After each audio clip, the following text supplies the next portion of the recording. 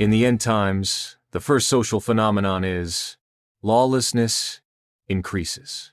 We need to understand, why does it increase? Why? There must be a driving force. What kind of force? It is the second one, because people do not accept a love for the truth. In 2 Thessalonians 2:8-12, it says, "The lawless one will be revealed, according to the work of Satan, performing all kinds of supernatural powers, miracles, and all false wonders, even on those who are perishing, performing all kinds of deceptive acts of wickedness, because they refuse to love the truth that leads to salvation, so that they may be saved. Therefore, God sends them a strong delusion, so that they believe what is false, in order that all who did not believe the truth, but delighted in wickedness, may be condemned." Here it says, "There will be one iniquitous person until the end of days. An unlawful man will come, who operates by the power of Satan, working through those who are doomed, performing all kinds of unrighteous deception." Why is it that this unlawful man has authority and power, and can use those who are doomed to carry out all kinds of unrighteous deception?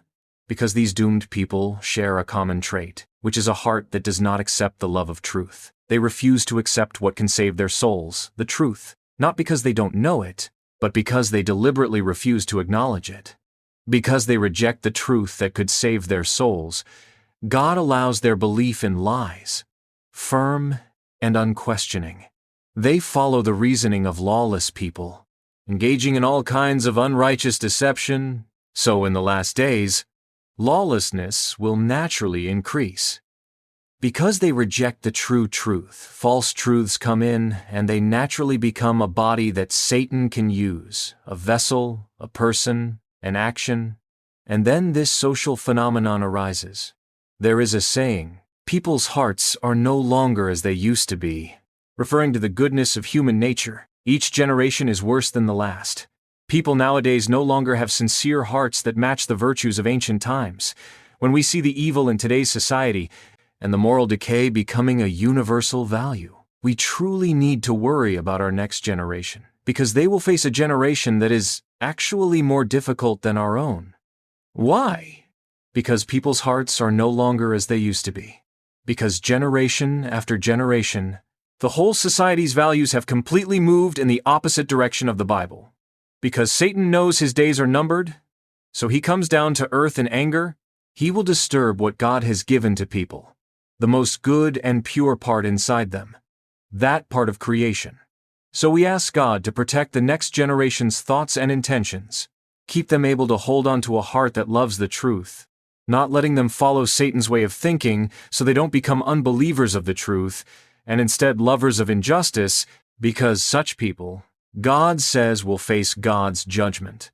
Therefore, when we are raising the next generation, whether as biological parents or spiritual parents, what our eyes see is not how capable they are today. What is the state of their faith?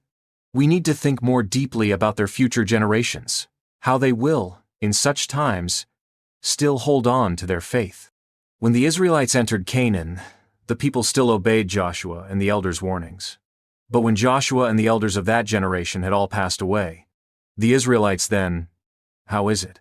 They each do as they please, doing whatever they want, because they have no king to govern them. So their entire behavior became wild and unruly, to the point that God had to use foreigners to discipline them. Today, we can't just look at our physical children or spiritual children right under our noses and think their lives are okay. So, what we need to understand is, when you're not around, and I'm not around, are they still able to stand on God's word without going with the flow? Because people do not love the truth, this leads to the third social phenomenon of the end times, which is that these people will become mockers. 2 Peter 3:3-4 says, "First of all, you must understand that in the last days there will be scoffers following their own desires, mocking and saying, 'Where is the promise of the Lord's coming?'